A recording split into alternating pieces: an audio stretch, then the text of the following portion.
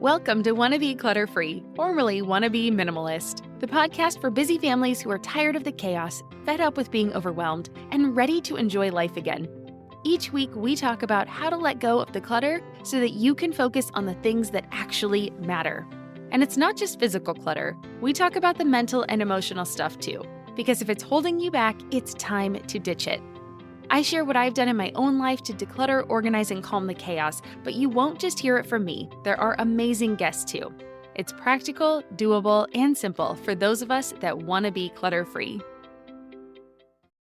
You're listening to the Wannabe Minimalist Show with Deanna Yates, episode number 111.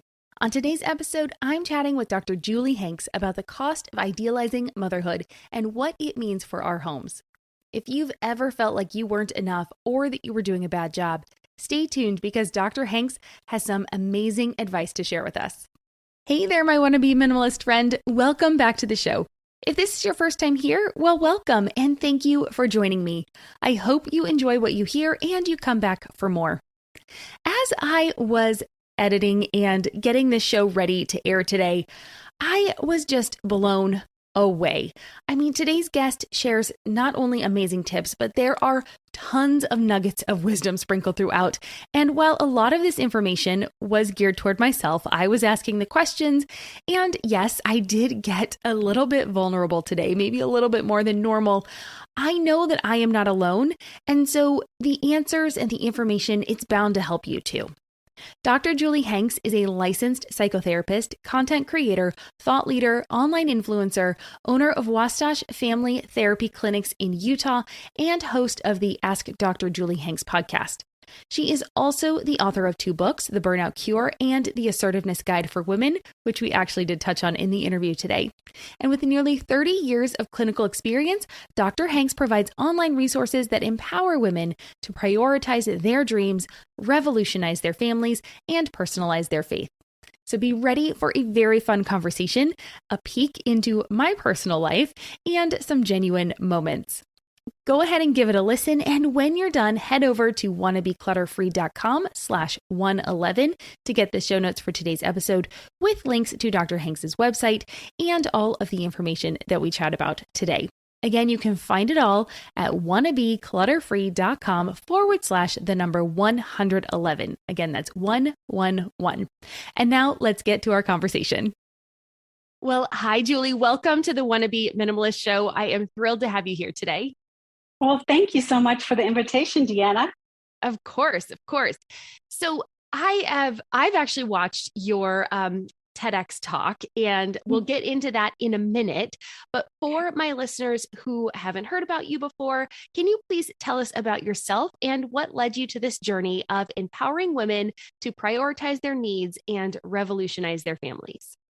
Yes, it kind of goes back to the beginning in my family of origin. I grew up in a family with fairly traditional roles, and I saw how limiting that was, particularly to my mom. And I grew up envisioning a different life than I saw my mom have, although I honor and respect the choices that she made to raise 9 children and be a stay-at-home mom. For me, I wanted something different, but I wasn't sure if that was possible or how to get it. So I went on this journey of trying to figure out, is it possible to be a really awesome wife and mom and have a rich professional and educational and creative life in addition to that? And so I became a therapist, and I've specialized with working with women and helping them to really take care of their own needs and be the main character in their life instead of a supporting character.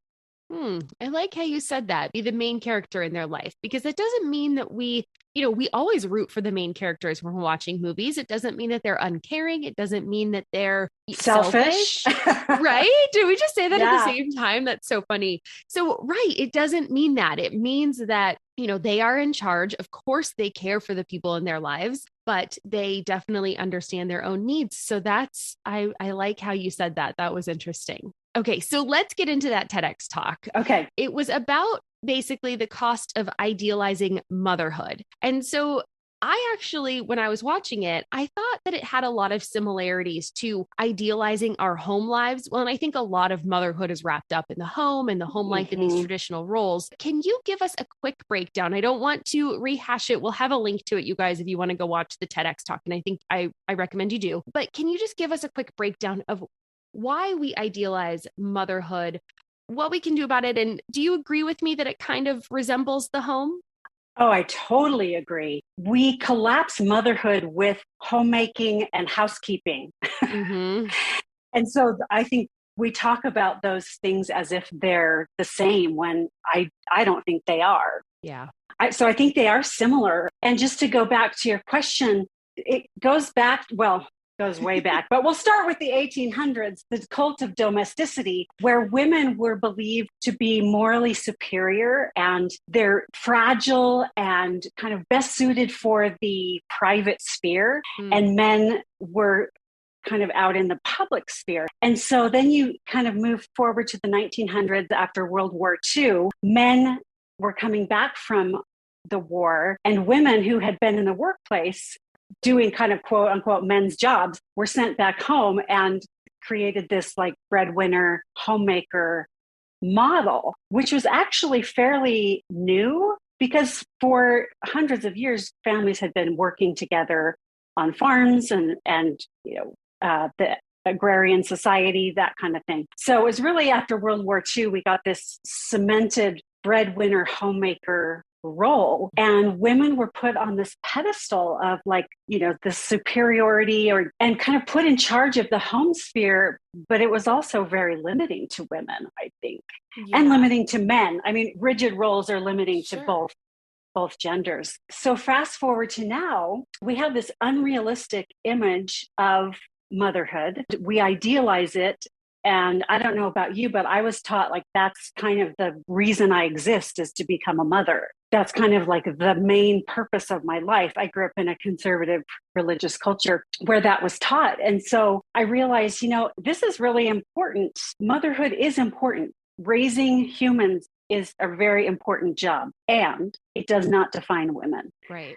Just like our homes don't define us either. Absolutely. So we'll get into that one in a second. I have a couple things I want to step back to. One, I grew up in a home where both of my parents were entrepreneurs, but I did grow up in a house where my mom had her own business. I didn't get to see as much of it as I was maybe in more formative years. I mean, I think she had her business when I was really little. Mm-hmm. So I didn't necessarily get to see it so much when I was maybe 9 and older, when it would have been maybe a little bit more impactful in my life. But it never was that we couldn't do anything. But I still grew up in a fairly traditional home where, yes, there definitely was. My dad always made more money than my mom. And so I think those roles still get divided, especially when money comes into play. So money can be really crazy. So that aside, so I definitely have these issues too, where, you come from these traditional roles and it's still, even if my mom had a business and even if she still went out and did these creative things, it still can impact you. So right. Crazy. The other thing I'm questioning though, is that pedestal. You say that women were put up on this pedestal, but to me, it almost feels like a cage, right?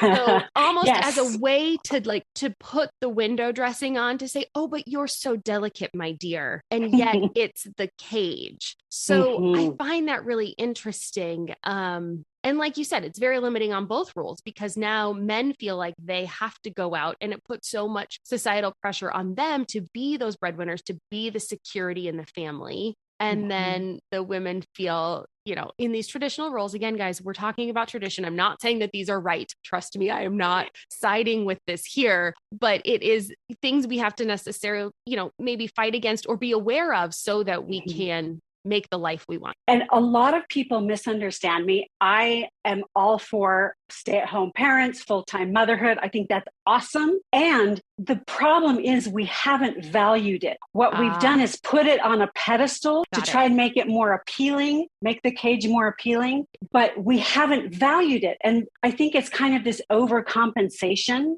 We Mm. haven't valued women's work in general as much as we value men's work, and we haven't valued unpaid work as much as we value paid work. Yeah. We haven't valued reproductive work like we've valued productive work, which we put in kind of male categories. Got it. So there's a lot of I think it's trying to correct something that needs to be corrected, but in a misguided way, right? We Right. do need to value unpaid work, invisible labor. We haven't valued that, but idealizing it is not valuing. Valuing is to consider something important. Idealizing is to consider something better than reality. Oh, interesting. Okay. I like that you made that distinction. I think that makes a big difference, obviously, when we talk about context. Yeah. So that's interesting. Okay. Say that again. Idealizing is what again? Is making something appear better than reality. Than reality. Right. Valuing is to consider something to be important. Yeah. Okay. So it does not help us to idealize motherhood because we're all disappointed. Like, if we think it's going to be something that it's not, everyone's disappointed. Right. Everyone's feeling bad and not good enough about how they're doing it. Yeah. And instead of just valuing, saying, this is important work. Yes, this is valuable work. Right. You see, the moms that can do it all and that look like they really have it all together. There was a quick story. I was at Legoland with my daughter, I don't know, 6 months ago. And there was this family in front of us. And it was a mom, a dad, their 2 children, and then their nanny. And their nanny, I call her Sherpa nanny because she was carrying all the stuff. She had all the hand wipes. She was like the barrier. This was like, we tried to do most things outside. So, COVID was still kind of a thing. But she would like stay back and then like they'd make this big old space between them and the people in front of them so that they weren't that many people in line. The mom was taking selfies like, oh, living my best life. This is great. But the nanny was never in the picture. So here she's putting this image out into the world that this is so easy. You can do this. Look, I'm living my best life. I'm at Legoland. I don't even have to have a backpack. I don't have to deal with any of this stuff. It's just me, my kids, and my husband. We're having a great time. And I think those are the things that are really toxic when we sit here on social media and we see these perfect families. Perfect quotes, guys. I'm doing quotes here. I know we're not putting the video live, but these perfect families where it's not real, right? It is that idealization. It's this idea that we can do all of this stuff, but not showing the work that's behind it. So I think that stuff happens all the time. How do we kind of protect ourselves against knowing that that is the reality? And yet, even when we see the images going, oh, but why doesn't my life look like that? Yeah. Well, you bring up a really important aspect of this, and that is comparison. What if we didn't even compare? What if we're like, good for her? Right. Like, what does it have to do with me? Absolutely. Someone else's life does not reflect on me. And as I've learned personally how to separate that, it's allowed me to go, awesome, having a great, living your best life at Legoland. Well, this is what I'm doing. It has nothing to do with what you're doing. And I can be living my best life and it can look totally different with the house messy or the kids screaming or whatever, Right. Okay. Yeah. So it comes back more to just figuring out our own true value for ourselves and then being really comfortable in that. And then it makes it easier for us to be like, well, that's great. I'm glad she's doing that. I don't want to do that anyway, type of thing. Okay. Right. Yeah. Okay. I love that you said really understanding our own value and not looking externally to validate that. Yeah. Like self-validation is so powerful. To go, this is my choice. This is how I'm doing my life, whether you're full-time at home or you're working part-time or full-time or whatever, you're single, married, whatever. Owning your life and valuing what you're doing. It's like, then it doesn't matter what anybody else is doing. Yeah. Okay, so I'm venturing off into different territory here. Sorry. No, but you're just bringing up some it. really interesting points. And I just want to continue this conversation because it's really fascinating to me. What do you tell people when they're like, okay, great. So you want me to value my life, but I'm not where I want to be. What do you tell them to do? Well, decide where you want to be and take one step toward that.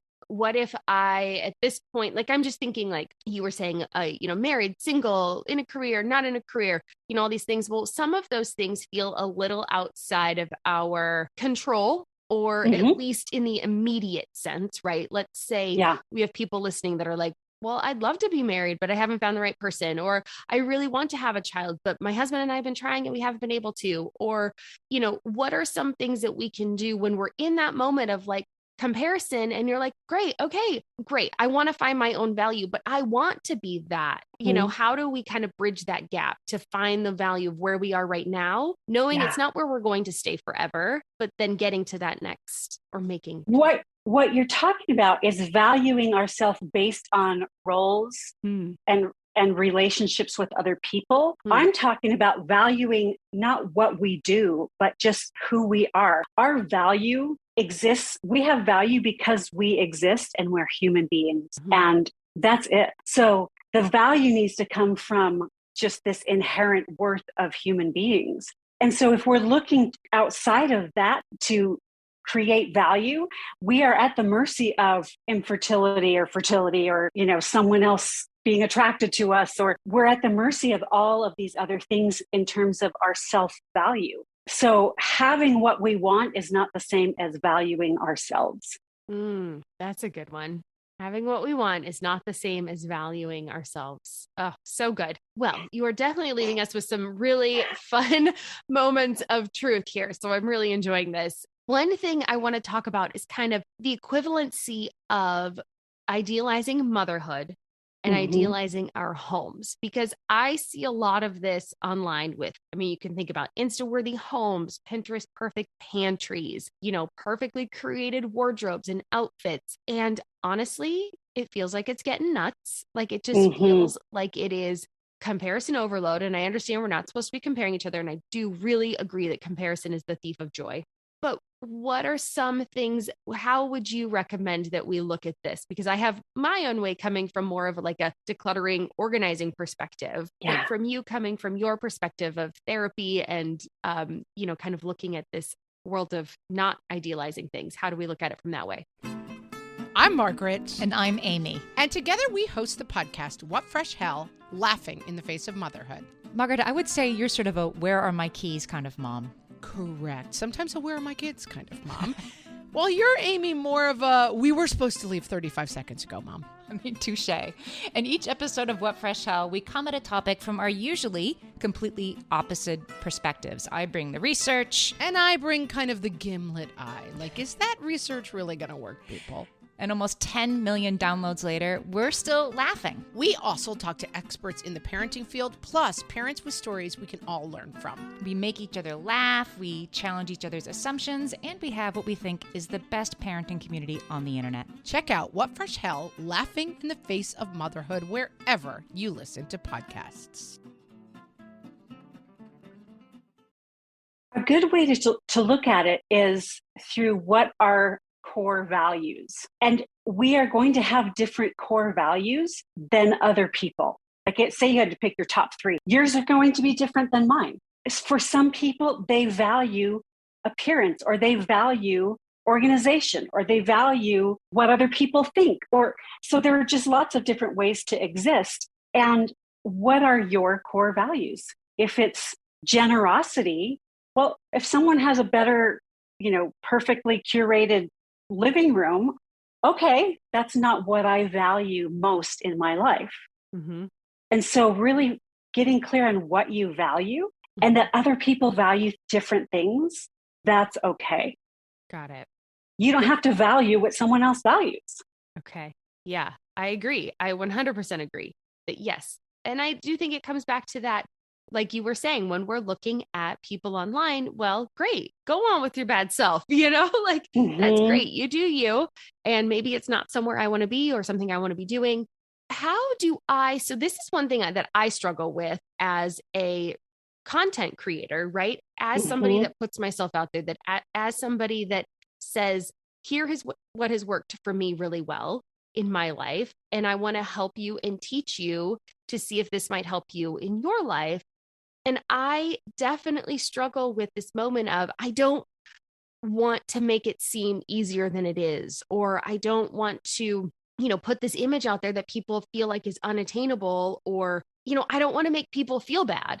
So how do you do this in your life? Or how can you recommend that I do this, put my best self out there and not feel guilty about playing into this idealization? Right. I think owning that this is your strength, your interest, and your talent. It is not mine. Trust me. Organization is not my talent. And I have many other talents that I own, that are mine, that I can share. And mine are not going to be the same as the next person. So owning that this is a strength, and not every aspect of your life looks organized. It definitely does not. No. I always say I can organize ideas, but organizing stuff is really hard for me. Got it. Okay. And I'm probably better at organizing stuff than putting all my thoughts in a coherent way. Yeah. So everybody has their thing. One thing that I know my followers online appreciate is I will hop on stories without makeup, in my robe, or I'll do, just kind of putting in these glimpses into reality. One morning I went on there and talked about this conversation I had with my husband, where I usually would have gotten into some argument, and I actually did it well. I didn't escalate the situation. And so people are like, oh, that's cool. Like you're a therapist and you still struggle with communication in your marriage, So having a glimpse into reality, so you're not painting that better than reality picture. So your reality might be that your home is very organized. That's awesome. So show the parts that aren't too. Got it. All right. Okay. I can do that. You can do that. I got lots of parts of me that are not perfect. So why not? Let's go for it.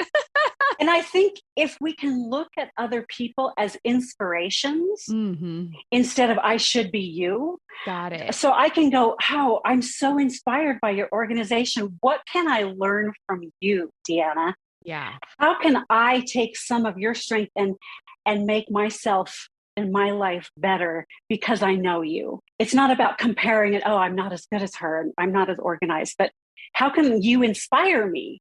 That's what's really cool. Or how can I inspire you to have better communication skills, or stand up for yourself, or, so we can inspire each other. That's great. Okay. How do we stand up for ourselves?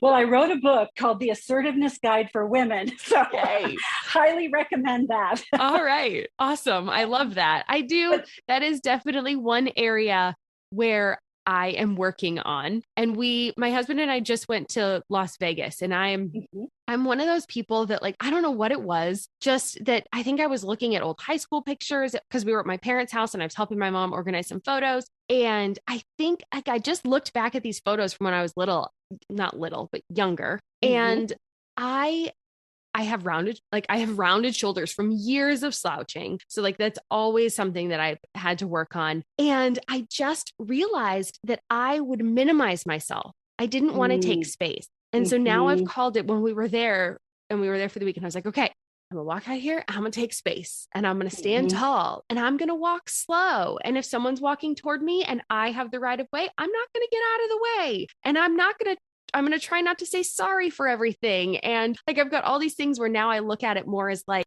I deserve to have space, and I am going to take space along, for myself in this world. And I'm really trying to work on that, to be more assertive, to not feel like it's selfish. So I think this conversation is at a really good time, because that was like 2 weeks ago.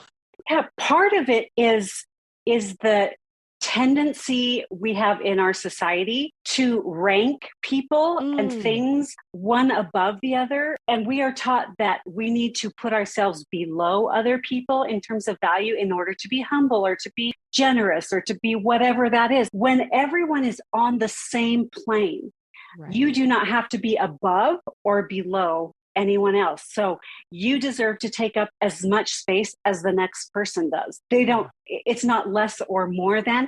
And it's really that ranking and putting people above and below each other, that where we get into trouble, because we think that's humility or selflessness and putting ourselves equal is selfishness. No, we're all equal. We all have, my friend says, everyone on the planet is worth 1 point. There's nothing you can do to be worth less or more. Homeless person on the street, 1 point. You, 1 point. President of the country, 1 point. Everybody is worth the same. Our value is not based on what we do, what we look like, how we appear on Instagram. I love that. And it's interesting because what I find so fascinating is that I find myself minimizing myself for complete strangers. I have no idea what this person is like. They could be a terrible human being. They could, beat their children. I don't know. Trying to think of something really bad. And yet, until I know that, I almost find myself, my default is that kind of like shrinking. Yes, I hate it. We are taught as women to put other people in front of ourselves or above ourselves, and their needs are more important. And you need to sacrifice and listen to them, and don't talk about yourself. Don't be too confident, because that'll be off-putting. And so we're socialized as women in a way that really works against us in terms of valuing ourselves, standing up for ourselves. And so I've personally had to work on this too, just feeling like, I deserve to have a voice just as much as anyone else. Right. And I want to help other women have a voice too. It's not that my voice matters more than anyone else's, right? Exactly. It's like let's take care of yourself, have the life you want, speak up. Absolutely. Okay. Oh, this is real good. Guys, I'm getting a little therapy session here. This is real good. Hopefully you're coming along with me and this is resonating and it's helping you as much as it's helping me. So I'm really, really thankful for Julie joining us today. This is great. Okay. Let's jump back into a little bit into my sphere and my listeners, because again, this is the Wannabe Minimalist Show. We talk a lot about, and it's funny because minimalist even, right? Like I don't want to minimalize my life. I want to minimalize the stuff in my life so that my life and the things I do and who I am becomes more important than the stuff that I surround myself with. And so it's really interesting, even using words and looking at language around things, as I said that out loud, I was like, oh man. Yeah. I caught that too. I was like, okay, we could go there. Yeah. Okay. So we talk about decluttering, organizing, valuing ourselves above our stuff, letting go of our stuff so that we can find what we really want in our lives and things like that. So when someone is more on board with that, so obviously the people listening to the show are more on board with that. And I get asked all the time, how do I get my husband and kids on board? How do you maybe transition when people are going from, I've taken a back seat in my life, right, to put you, and I'm going to use very traditional roles because again, Dr. Hanks and I have both said that we grew up in traditional families where maybe the moms took a back seat to the husbands and the kids. So if this is not your life situation, please substitute this with what works for you. I'm not making a judgment call of what is right or wrong here. I'm just saying what we grew up in. So how do you maybe transition from that moment of like, I don't want to be in the back seat anymore? And so I can see that working in our house, right? I don't want my house to be a mess anymore. There are going to be some changes. How do you recommend people kind of work through that moment of change? The first step is to look at your language. You said my house instead of our house. It is not your house, it's our house. Yeah, interesting. And I want our house to be clutter-free. I want our house. So it's not my house, right? If you say my house, you own it and it's all your responsibility and everybody else can let go of it. So language is big. Also, watch for the word help. Will you help me? Will you help me clean out will you help me? No, it's not helping you. It's contributing to the family life. This is our responsibility. This is our job. So it's not help me, it's help our family, contribute to our family. So I don't say, oh, thanks for helping me do the dishes. No, thanks for contributing to our family. Nice. So watching language is really key. So start talking about your home in terms of shared ownership. Got it. Okay. I love it. Not yours, right? No. So now how do you get them on board with your vision? Got it. So share with them what your vision is and what you hope to create, and enlist them in that. Here's what I value. Here's what I'd like to see. What part can you play in that? Because what I want matters just as much as what you want. Right. Right. You want to play baseball. And so we take you to baseball practice and we buy you the things and whatever. And this is a way you can support me in something that I value and I want for our family. I like it. Look at that. Calling me out on some of my stuff already again. Oh, okay, good. Okay, got some work. It's funny. We all do. I feel like, well, the thing is, I feel like I talk in terms of in my house, my house, our house. But again, I'm talking to you. So if I'm talking to you, it's not our house in our conversation. Right.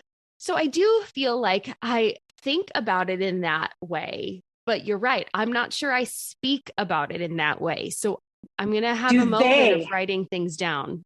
Do they think about it as shared? It's a good question. Yeah. And you may want to ask them. Yeah. Do you feel responsible for how our home runs and how it looks? Yeah.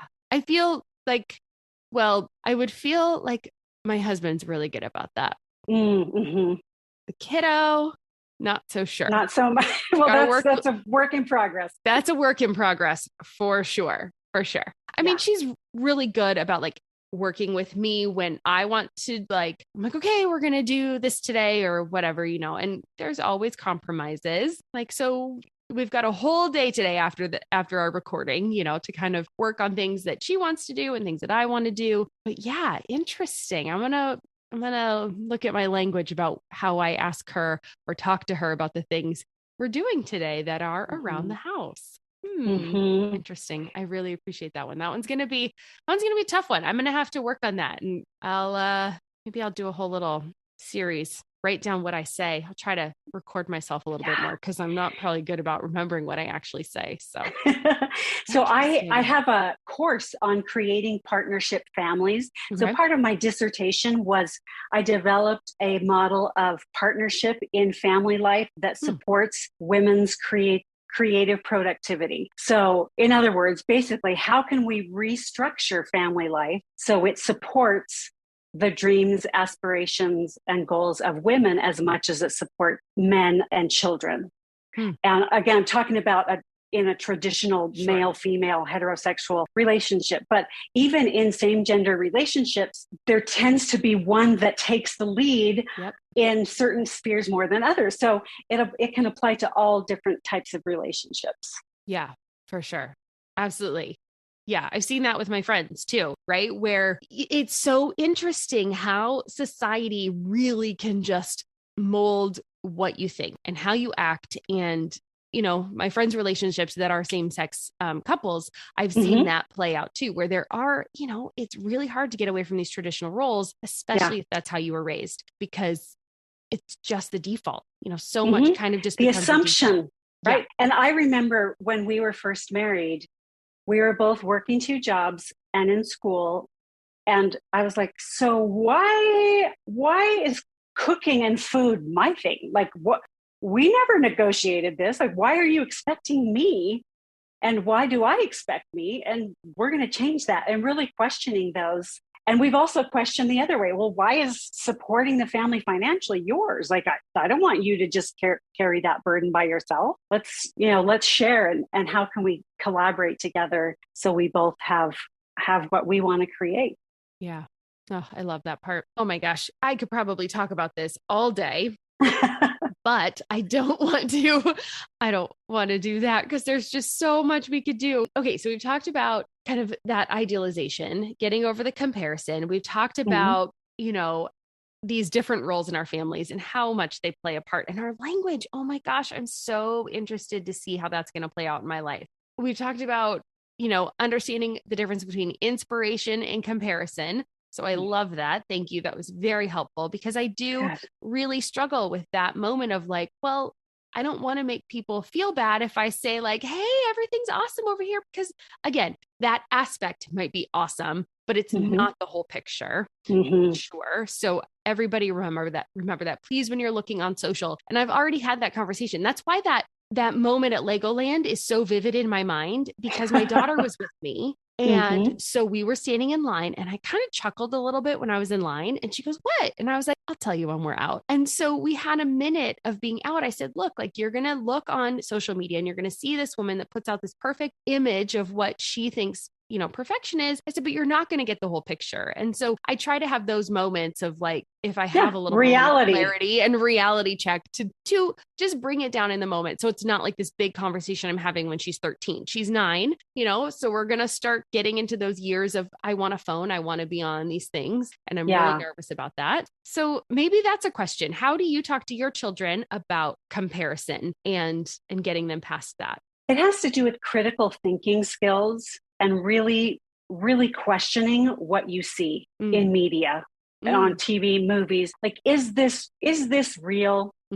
And who's benefiting from sharing this message? Like, who benefit from using women's bodies to sell beer or like, you know what I mean? Like cheeseburger. A cheeseburger, whatever. Who's benefiting from this message? Right. What is the message and who's benefiting from it? And who's being hurt by it, and being reflective about it and not just consuming without having some critical lenses on to kind of go, okay, that's interesting because that's not real. And teaching them when they're young how to think critically about what they're seeing and not just absorb it like a sponge. I mean, we all absorb it to some degree, but sure. And then asking really good questions. So what do you think the message was in that movie? Or what do you think the message is in this person's social media account? What are they trying to make you feel or do or think?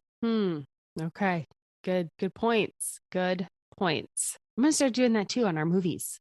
We have Friday night movie night every week. Fun. So it's kind of a fun time just for us to veg out as a family, and we have pizza and watch a movie and, kind of just a fun moment. But yeah, kind of having those, what was that about? What did you think? Or what did you think of the movie? Have a little moment of critique and review at the end. See what we all thought about it. So after a lot of Disney movies, I'm like, okay, so don't get married at 18. Like Rapunzel, and don't marry a thief. And or 16, like Ariel. Yeah, really. You can kind of have fun with it too. Not make it so serious. But oh my gosh. Yeah, crazy. Some of those things. Or, maybe like Anna, where you just met him. Maybe Elsa was onto something. Yeah, really. Oh my goodness. Yeah. It's fun to, think about those things that we're being told all the time. Right. But and then just think of them with a critical eye. Well, Julie, this has been fascinating. I really enjoyed this conversation, and I really hope other people found it as fascinating and enlightening as I did, because I think we all have these stories that we tell ourselves, whether we realize it or not. And even somebody like myself who thinks like, okay, I feel like I've been working on this for a while and I still feel like there's a lot of things. And even, you caught me in my language and things like that. I think we just need to own up to it and realize that we are all worth one. I love that. Yeah. Isn't that great? Worth 1 point. It's so fantastic. So fantastic. We can stop hustling for our worth. Oh yeah. And just decide like, okay, what do I want to create in my life? And what do I have control over and what do I not? And what do I want to contribute while I'm running around on this planet? Oh, so good. So very good. All right. Well, where can people find you if they want to find out more? Yeah. So on social media at Dr. Julie Hanks, Dr. Julie Hanks, and then drjuliehanks.com is my website. Well, of course, we will have the links to all of this in the show notes. So make sure you guys check them out. If you are on the road and can't write that down or can't remember, we will have it all there for you. And then I love to finish every interview with 3 rapid fire questions. And so the first one is, what does minimalism mean to you? It means leading with your values and what's most important and letting the other things go. That's a good one. It's a new way I've heard that put together. So I really like that. Very cool. And then number 2, what is one of your favorite pieces of advice that you'd like to share today that maybe you haven't done so already? Well, I've kind of done so, but I'll make it really clear. What you want for your life matters. So good. So good. What you want for your life matters. All right. Listen up, everyone. That is awesome. And then the last one, what is making you happy right now or in this season of your life? We moved a few months ago, and we got rid of a lot of stuff. You'd be really proud of me. Congratulations. And we got rid of a lot of furniture that had just kind of been collecting through the years and wasn't intentional. So I'm having a lot of satisfaction being intentional with placing furniture and items, it's all intentional instead of just whatever's been collected through the decades, Yeah. So that's really fun. And then this season of or what's making me happy right now, I have my swimsuit on and I'm heading to the pool. Ooh. I love to float in the pool. That just makes sun and water. I'm a Californian at heart, living in Utah. So going sun and water make me happy. I love it. Me too. Well, Julie, this has been so wonderful. Like I said, really, thank you for joining us and sharing some of your knowledge with us today. All right. You have a great day. Thank you so much. You too. Of course. Whew. As I mentioned, that was a bit of a therapy session for me. So if you found yourself nodding along, well, at least you know that you are not alone as we work on these things together. I have found myself really trying to work on my language more. Of course, I still slip up all the time. My biggest problem is the help me, blah, blah, blah, help me clean this up, help me put this away, help me do the dishes, help me. That's a big one for me. So it's going to take a while for me to get over that one. It's still very much an issue, but at least now I can hear myself saying it, and that gives me a moment to reframe it. Well, at least a moment to say, instead of help me, hi, can you help put these, groceries away so that we have food later? Can you help get the table set for our dinner, right? I'm trying to use my language in a much better way. At least when I mess up, I at least can say it one more time in the way that I hope to say it, or that I hope to be my gut reaction as I move forward, right? All of these old habits take a little bit of time to reframe. And so I just want to say a special thank you to Dr. Julie Hanks for sharing her advice and her perspective with us today. If you want to learn more about her or from her, please make sure you check out the links in the show notes at wannabeclutterfree.com/111. All right. And with that, I want to turn it to you. Did you have any aha moments or realizations today? Did you feel yourself nodding along with me? Well, if you did, or you want to, share, please come on over to the Wannabe Minimalist family group on Facebook and let us know. I really can't wait to hear about it, encourage you, and, just commiserate with you if you're feeling like, oh, I've got some things to work on. I am there too. So I'm here for you. And I really want to hear about it and cheer you on. So if you liked this episode, or if you found any episode helpful so far, I would love if you would help me out and subscribe to the podcast and leave a rating and a review. I would really appreciate it, and it would help out the show. Of course, if there's anything you want me to talk about, if you have questions about what I discuss, or you want me to go into more detail on something, well, please pass along your suggestions. I am all ears. You can DM me on Instagram. I'm Wannabe Clutter Free on social channels. You can email me at deanna@wannabeclutterfree.com, or you can leave a review wherever you listen to podcasts. I read all of my emails and I read all of my reviews, and I do my best to get back to you quickly, make adjustments, and implement the ideas that you have. And before I go, I want to give you one final reminder about my big summer sale. It's ending on Sunday after this episode airs, so don't miss out. If you're listening to this when it goes live, you only have a few more days. So right now you can get the Tidy Home Academy and my popular Home Systems Power Pack for one unbelievable price. It just might be the nudge and the helping hand that you need to take back control of your home, declutter and organize it, and create the systems to get it running smoothly. So head on over to wannabeclutterfree.com/academy to learn more and sign up. Again, that's wannabeclutterfree.com/academy. All right, that just about wraps up today's show.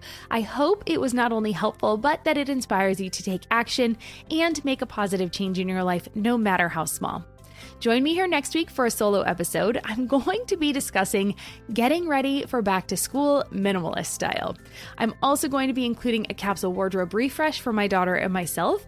I recently ripped out everything that was in our main bedroom closet and created a DIY closet organizing system. And so with all of that hard work, it's time for me to update some of my wardrobe pieces as well. And back to school is as good a time as any. All right, I want you to have a fabulous day, and I will see you back here next week. I'm Deanna Yates, and you've been listening to the Wannabe Minimalist Show. Cheers.